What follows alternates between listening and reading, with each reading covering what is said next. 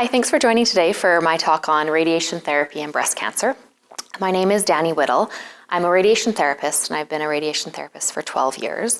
I also have a master's in supportive and palliative care and oncology, and I have a training in pranayama meditation. So we're going to discuss today what is radiation therapy, some different types and energy of radiation, some facts around dose so you can kind of get an understanding of how things work, and then kind of the overall process of radiation therapy, and some techniques specific to breast cancer, and we'll talk about DIBH, is deep inspiration breath hold.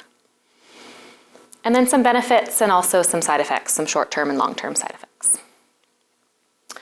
So what is radiation therapy? So radiation is a type of therapy which uses high-energy X-rays to kill cancerous tumor cells. So you and I on the daily are surrounded by radiation. So we have background radiation that's in the earth, that's in our homes, in our microwaves, our radio waves, our phones, the sun, etc. Okay, so here's a scale that shows kind of the different types of radiation. So we have non-ionizing radiation on your left here, and it goes all the way to ionizing radiation. So the radiation that we treat with is gamma rays, which is at the end here, the far right. And so those are extremely concentrated, high-energy X-rays. So as you can tell, on the non-ionizing radiation, we have some radio waves, microwaves, and then we kind of have your sun is kind of in the middle there, and then your ultraviolet radiation, and then X-rays like a chest X-ray or a CT scanner, and then our gamma rays. So how does radiation work? So when we treat you with radiation, the radiation interacts with the DNA of the cells, and so the normal cells and also the cancerous cells. The point of the radiation is that the normal tissue cells have the ability to repair themselves, whereas the cancer cells do not. So as a technician, is radiation harmful to us? So when we're treating with somebody with radiation, we're not actually in the room when we treat them, but we can monitor them outside of the room with cameras, and we can hear the voice and we can speak with them if they need. So the average in Canada, the average dose for any person from background radiation, so what we spoke about previously, is 1.8 millisieverts, they call it. So we wear these badges called TLDs that measure how much dose is being admitted or left over during your radiation treatment. So I would wear one of these every day, and that gets monitored and checked every 3 months.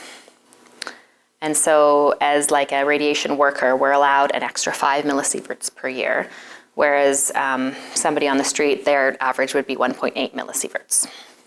So external beam radiation is the most common type of radiation. So we treat with what we call photons and also electrons. And so photons have the ability to treat deeper into the body, whereas if we were to use electrons, they're used to treat more superficial sites. So skin cancers, we often treat what we call boosts for breast cancer with electrons as well. But the use of electrons for daily treatment is becoming less common just due to the advance in technology and our ability to finely craft treatments and just become a little bit more specific. Okay, so this is an example of our linear accelerator, we call them. So this is our TrueBeam machine. And this is actually a breast board that is on the bed. So we can treat with different types of concentrations of energies. So we generally say 6 MV, 10 MV, and 15 MV. And so the higher the energy, the deeper into the body it can penetrate. So for example, 6 MV penetrates about 2.3 centimeters below the surface of the skin. And so at 2.3 centimeters below the surface of your skin, 100% of that dose is deposited. And then that dose starts kind of falling off and dissipates until it becomes zero, essentially. And so that your 10 MV obviously we call that the Dmax. So the 10 MV is deeper into your skin, so around 3.5, and then the 15 MV would be around 4. So we call this machine the gantry. So that can move around 360 degrees, so it can go all the way here, 180, and then all the way around the other way, 180. This bed can move up and down, in and out, and also can rotate 360 degrees as well. So this gives us the ability to create really customized treatment plans based on your type of disease, where your tumor is, and surrounding critical structures as well. Okay, so I just want to talk about dose a little bit to give you an idea of how concentrated the gamma rays are and when we treat with external beam radiation. So a dental x-ray, so your brain would receive 0.01 millisieverts of dose. A chest x-ray to your lungs would receive 0.1 millisieverts of dose. A screening mammography, your breast would get 3 millisieverts. An abdominal CT would get 10, and then a neonatal abdominal CT would get 20. So when we talk about a course of radiation, on average, your daily radiation dose is what we call 200 to 250 centigray per day. And so the doctor prescribes a total dose, and he divides that dose over the number of days. So whether that's 15 treatments, 20, 30, 5, or sometimes even 1 treatment. So this 1 centigray is equal to 10 millisieverts per 10 millisieverts. And so remembering that our average as humans is 1.8 millisieverts per year. So the 250 centigray is equal to 2,500 millisieverts. So that's just 1 dose of radiation that you'd get in 1 treatment on average. So radiation is really concentrated in order to have, to do what it needs to do in order to kill and damage the cells that we need it to damage. So why not just 1 shot? So I've been asked that question several times. So why would we treat radiation over the course of weeks as opposed to kind of 1 single dose? So if you remember back to biology, back in the day, our cells have a cell cycle. And so at different points within their cell cycle, they're more sensitive to radiation and more resistant to radiation in different phases. So they're more sensitive in the mitosis phase and more resistant in the what they call the G1 and the DNA synthesis phase. So this is why we treat over the course of a period of time, is to get the cells in their radiosensitive phase. So by treating every day for a number of days, we're able to hit those cells as they go through their own natural cell cycle. Okay, so what is the process of radiation? So if you got diagnosed with breast cancer, what would that look like for you?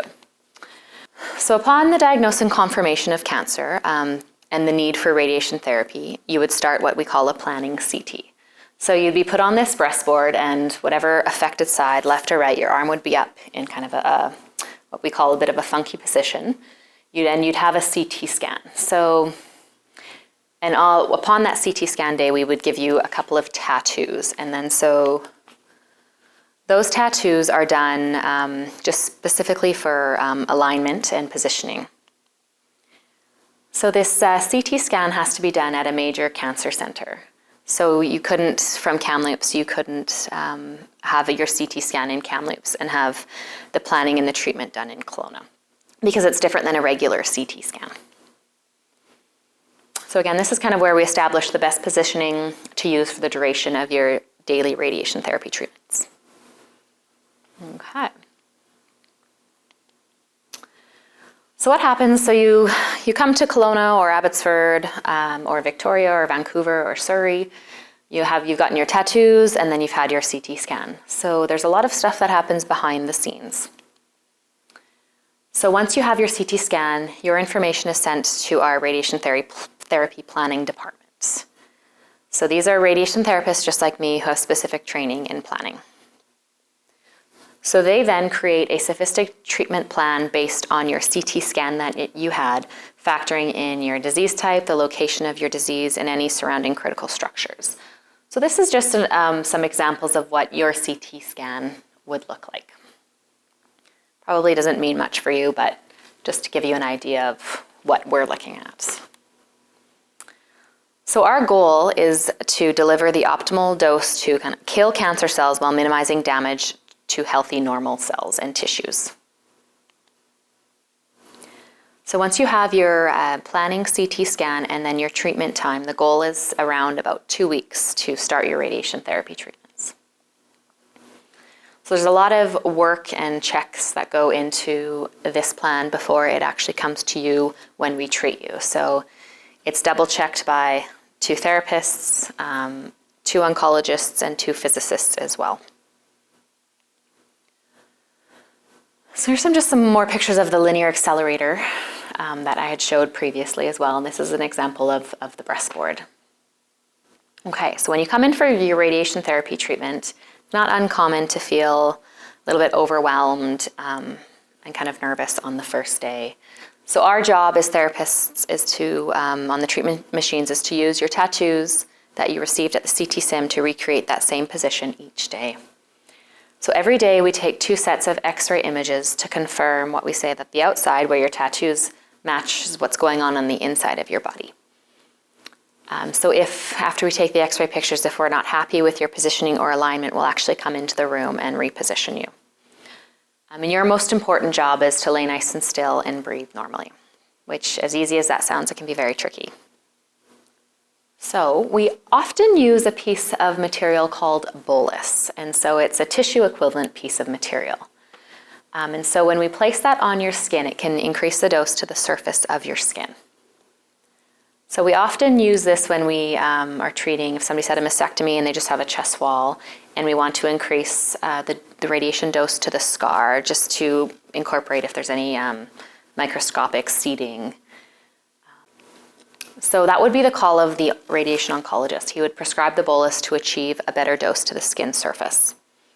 So if you recall me talking before how the radiation, once it hits your skin, it starts depositing that dose with the 6MV 2.3 centimeters below your skin surface.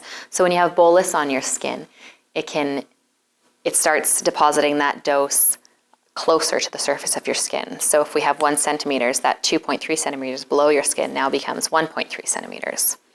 So that means we can get more dose to the surface of your skin. So that, is great if that's what the oncologist wants to achieve and that's his plan. But the negative of that is that can significantly increase your skin reaction in comparison to not using it. We can also use bolus to fill kind of gaps in body contours if we cannot use or sculpt our radiation to account for variation in surfaces, meaning kind of crevices in skin or sloped skin, or even if you've had a mastectomy and you have some kind of flappy skin from your scar and stuff. The good news here is that bolus isn't as common a practice as it used to be, just due to our ability to craft treatments with better technology.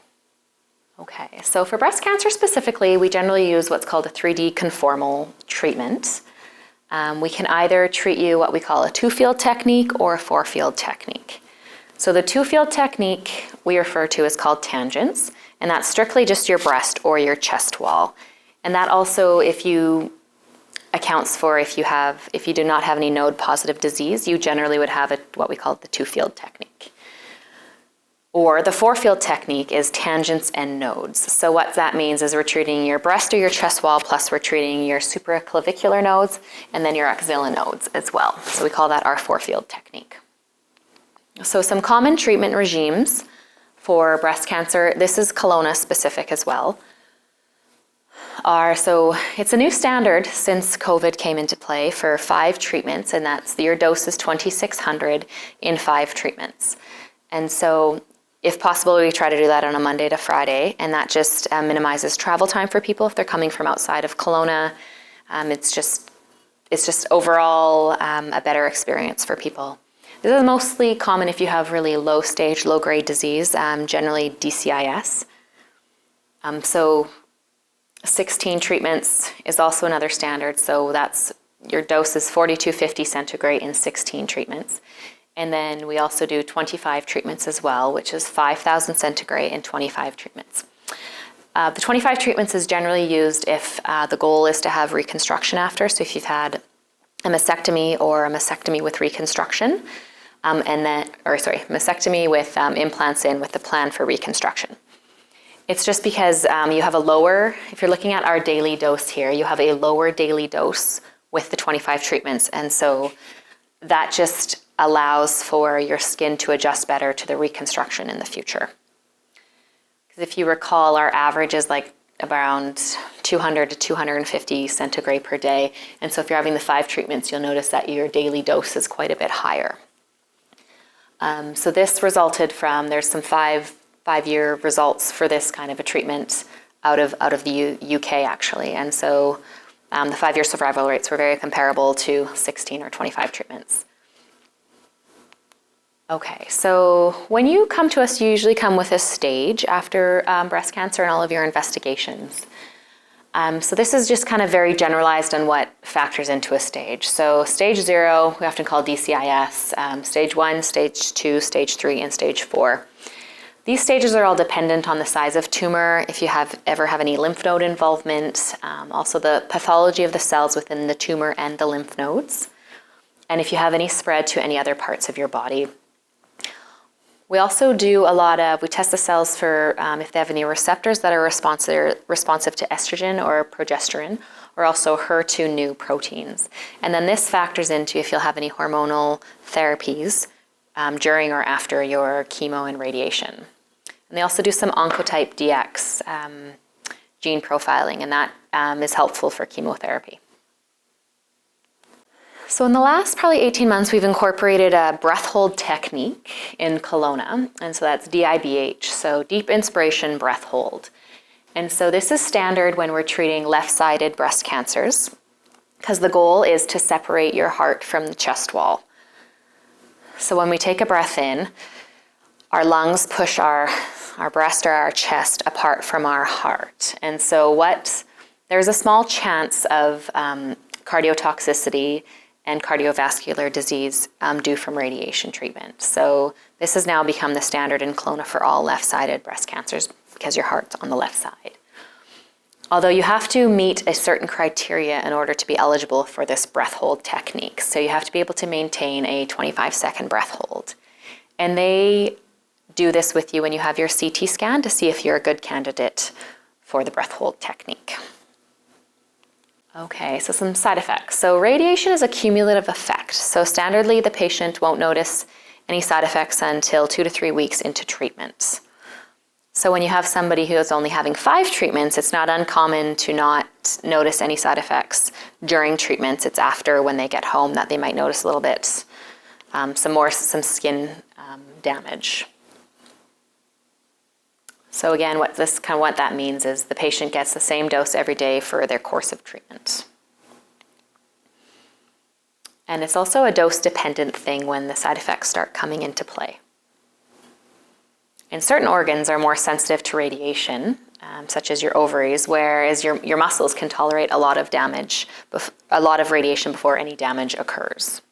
So some short-term side effects for breast cancer. So where it's localized to the site that we're treating, the radiation damage. So it's not like chemotherapy, which goes throughout your whole body.